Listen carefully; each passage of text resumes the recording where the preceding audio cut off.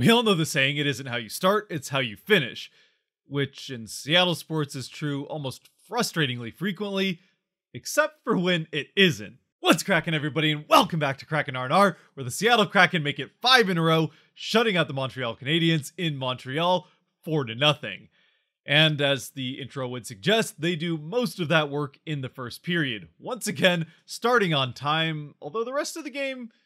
well, I don't know, maybe they just figured that first period was enough. Which, to be fair, I suppose it was. Now, before we get too deep into it, this is probably going to be a pretty quick one, and I know I've said that before and it's not true, but not only is this the first half of a back-to-back, but also with the high winds in Seattle, the power went out, and while the power's back, now the internet is still out, so we're just trying to make things work here and try to get this video out before this next game coming up at 4 o'clock on Tuesday. So getting right into it, for the Kraken, there's only one change in the lineup. That is Donato in as the fourth line center for Geeky, which does mean that Jones is still in goal for the Kraken, indicating that Grubauer will likely be the starter in Buffalo. And as far as that's concerned, well, Jones gets the start against a Montreal Canadiens team that was definitely struggling coming into this game. Grubauer will get a start against a Buffalo Sabres team that has been scoring at a rate even more than the Kraken. But we'll just have to wait and see how that game in Buffalo goes. I mean, we won't have to wait that much longer after this video actually gets out, as the game will start in just a couple hours by the time you're watching this, or maybe it's already happening. As far as Jones is concerned in this game in Montreal, though, it definitely seemed to work out, as once again the Kraken get their second shutout of the season. Meanwhile, at the other end, it was all Kraken from puck drop to at least the end of the first period, and it doesn't take more than a few minutes for the Kraken to get on the board first. They do get a few chances, and Montembeault is in goal for the Habs, and to be honest, did a very good job in goal for them, especially considering he wasn't supposed to be the starter until yesterday when Allen got hurt in practice. He comes in, does a fantastic job, stopping, well over 90% of the shots on goal, as Seattle ends up getting 41 shots and only scoring, 3 times with a goaltender in net. They end up scoring a 4th time, but that's with an empty net. The first goal, though, comes a few minutes in, and once again, it's Eeli Tolvanen getting his 3rd for the Kraken in just 5 games, and as was the case with the first 2, it's Vince Dunn with the primary assist. Though, this time, it doesn't come on the power play. No, for this Tolvanen goal, it actually is just a nice play by the third line that he's a part of that makes it happen on a rush chance as Gord gets the puck into the offensive end, pulls up a little ways in, looks for a pass, eventually finding Dunn entering the offensive end, and while he gets the pass to Dunn, it's a pass that is a little bit hard for Dunn to handle cleanly, which doesn't allow him to get the shot off. Instead, Dunn eventually does get a handle of the puck, just in time to get a cross-crease pass to the other side to Tolvanen, and Tolvanen puts it into what's basically an empty net for him to give the Kraken the 1-0 lead. And for Montembeault, there's no chance on this one whatsoever. It's a pass right across his face to Tolvanen, who doesn't really have to utilize that incredible shot that he has. He just basically has to tip it in a couple of feet to get it into the net. And not long after this Tolvanen goal, the Kraken are going to get their first power play of the game on a hooking call, which, although they do get their chances on this power play, they don't end up scoring. But immediately after it, they get their second power play on another hooking call, and this time they do make it count. On both of these first 2 power plays, they did play a lot more of the first unit, or at least what I'm assuming is the first unit, with Beniers and Sprong on either side, quarterbacked by Schultz at the top, than we saw with the second unit, where Tolvanen has scored both of those power play goals in the last few games. And with all of that time, although Sprong wasn't able to score with a number of one-timers on that first power play, eventually it is a Sprong one-timer that scores on the second power play, and it's a crossing pass from Burakovsky, connecting the dots from one face-off dot all the way to the other, that gives Sprong that one-time shot, and he puts it off the post near side and into the back of the net, with Beniers standing in front of the net just to tap it in just in case, but it did get across that line before Beniers gets his stick to it. And with that said, don't worry if you wanted a Beniers point here, you still got it, as he does get the secondary assist, obviously Burakovsky with the primary, and Sprong again with the 13th goal of the season. So Sprong continuing to remain hot for the Kraken, and no way he's coming out of the lineup anytime soon, outside of injury, which hopefully won't start happening for the Kraken. Even up to nothing, though, the Kraken were relentless in the offensive end, continuing to lay on the shots on goal throughout the remaining 10 minutes of this first period. And honestly, even before they scored the first one, they were already up 5 or 6 shots to nothing by the time that first goal goes in over those first 5 or 6 minutes of the game. Now up 2-0 again, that just continues, and eventually, even without another power play in this first period, it pays off for them as they do end up getting that third one, this one off the stick of Vince Dunn. And once again, as we've seen from Dunn, he shows no fear just firing off a shot from near the blue line, and while it does get tipped in past Montembeault in front of the net, at first I thought this went in off of Tolvanen, and based on the reaction, it looked like it went off Gord, as Gord was the first to celebrate, and I don't know if he was the first to the bench, which usually helps indicate who scored. Either way, it goes in off of somebody, and in the end, Dunn ends up getting credited with the goal. Tolvanen and Gord still get assists on the play, so even if neither one of them actually was the one that tipped it in, which suggests it probably went off of a Canadian stick, either way, they both get assists, and Dunn gets his 7th of the season, giving the Kraken the first period 3-0 lead. And while this would be the final goal of the period for the Kraken, it wouldn't be the last good scoring chance that they would have, as they continued to lay on the pressure over the remaining 5.5-ish minutes of this first period, trying to get that fourth one and really just put this game out of reach before they even get to the first intermission, which I suppose, considering the final score at this point, it kind of already was out of reach. But the Kraken have also given up some goals the other way, and while the Habs haven't been scoring a ton of goals this season, with guys like Suzuki and Caulfield and a particularly dangerous first line, they definitely can put them in if you give them the opportunities to.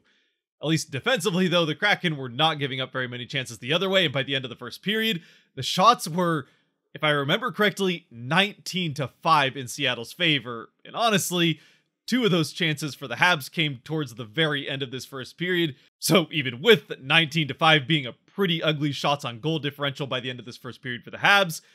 honestly, it felt like it was even worse than that. For the Kraken, a second fantastic first period in a row, with the Ottawa game and this one finishing off the Canadian part of this road trip anyway, with back-to-back quick starts and games that really felt like they were over after the first 20 minutes. Well, I wouldn't necessarily say they felt like they were over at the time, as again, 40 minutes is more than enough time for any team to cough up a lead, but based on the way they played the rest of the game, it didn't feel like there was a comeback happening. That was still true in this game, although the second and third periods kind of just happen. Although I don't think this was the case, and I can promise you if you asked everybody in that locker room, none of them would admit that it was, even if subconsciously there may have been a bit of this. It felt like for the Kraken, they knew that this was the first half of a back-to-back, and were kind of just saving their energy for that game coming up in Buffalo on Tuesday night. And again, even if they wouldn't admit to it, I honestly wouldn't be that upset if that's what they were doing, especially considering at this point a 3-0 lead against a team struggling as much as the Habs are at this point in the season should be safe regardless of how you play the rest of the game. And the Sabres are definitely a team, even if things didn't go that well for them in the same night, is one that you should be saving some energy for, with them, unlike the Habs, playing very hot at this point in the season. Really though, as far as this game is concerned, the only notable parts of the second or third period kind of come towards the end of the second period and then kind of middle of the third. The Kraken end up getting a 2-minute, or actually 4-minute power play at the end of the second period that bleeds over into the third on a high sticking call that draws blood from the mouth of Bjorkstrand, which as far as that's concerned, I kind of feel a bit bad for Bjorkstrand, who just a couple weeks ago finally got rid of the chin guard after I think breaking his jaw, or certainly significantly injuring his jaw, and adding that face guard for almost 2 months to something that most players don't really like having, and he eventually got rid of it, and then takes this shot to the nose, which obviously draws blood and gets the Kraken those 4 minutes of power play. 4 minutes that they don't score on, and by the end of the night, they end up going 1 for 6 on the power play. They do end up going 0 for 2 on the kill, so at least the kill continues to remain hot. Or at least warm anyway, which is hot compared to how they've played the rest of the season. And anyways, I've already mentioned, it hardly matters the way the rest of this game goes, as the Kraken do eventually get that fourth and final goal on the empty net in the final couple minutes of the game. It's Matty Beniers who puts it in, so his first empty net goal, I'm pretty sure, of his career, and ultimately just adds to his still Calder-leading number of points for rookies in the NHL. He did look around for a pass, did his good hockey guy thing, but he does put it into the empty net without seeing an obvious pass. The Kraken win the game 4-0, finishing off the shutout, which has to be said as far as why the net was empty in the first place, at that point in the game, with just about 3 minutes left,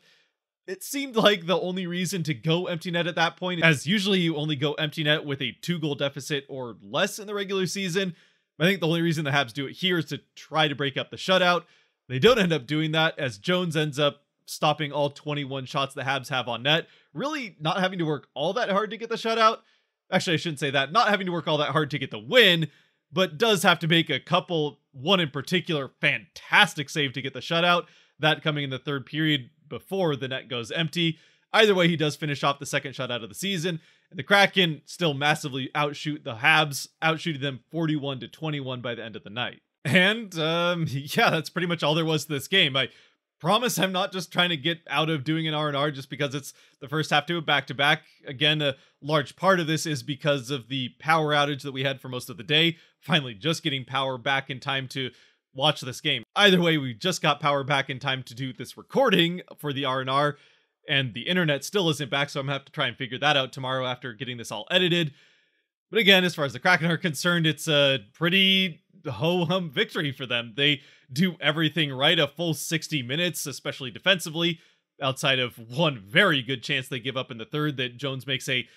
pretty highlight reel save on.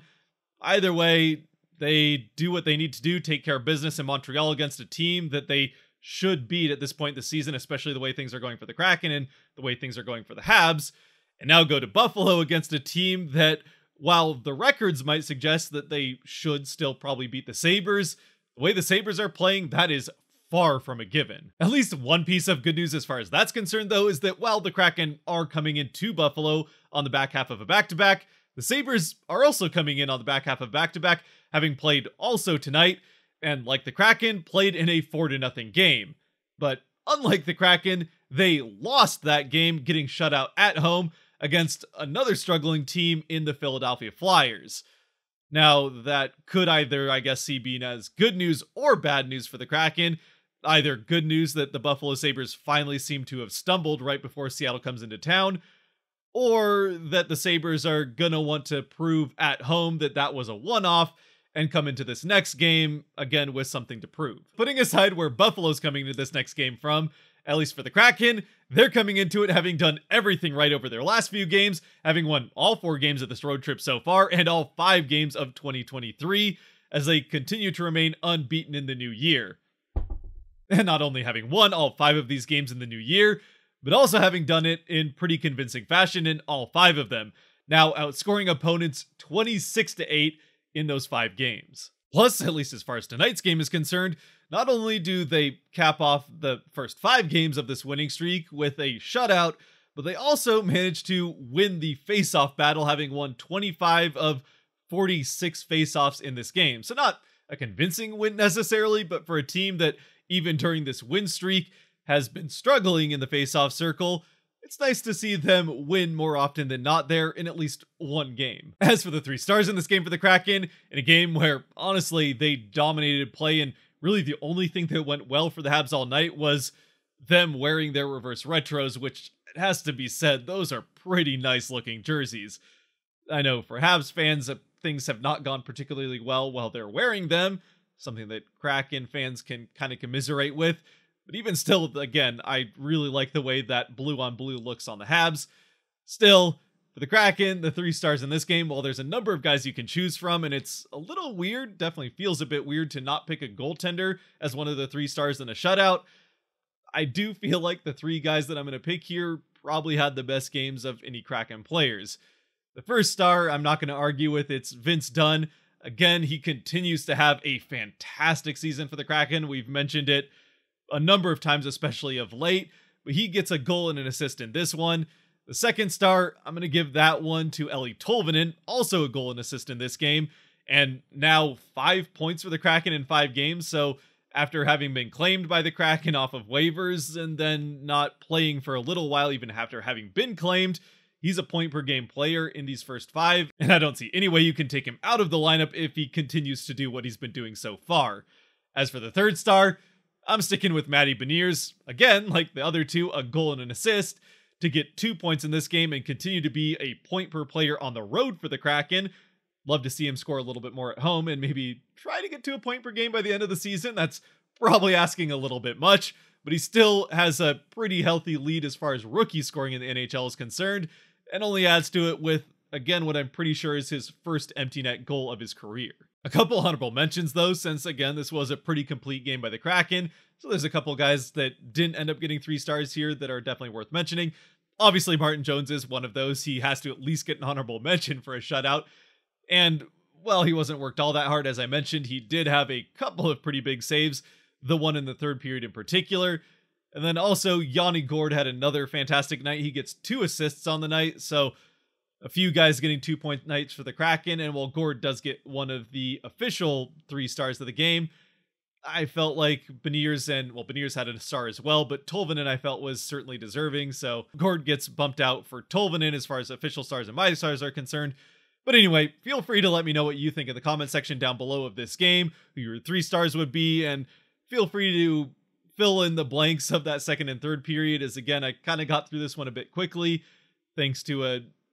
variety of circumstances. But either way, as we do close out what might be the shortest R&R of all time so far,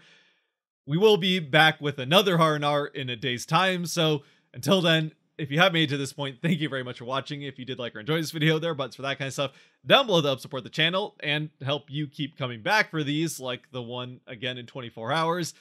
Until then, stay safe out there, be good to each other, God bless, and go Kraken.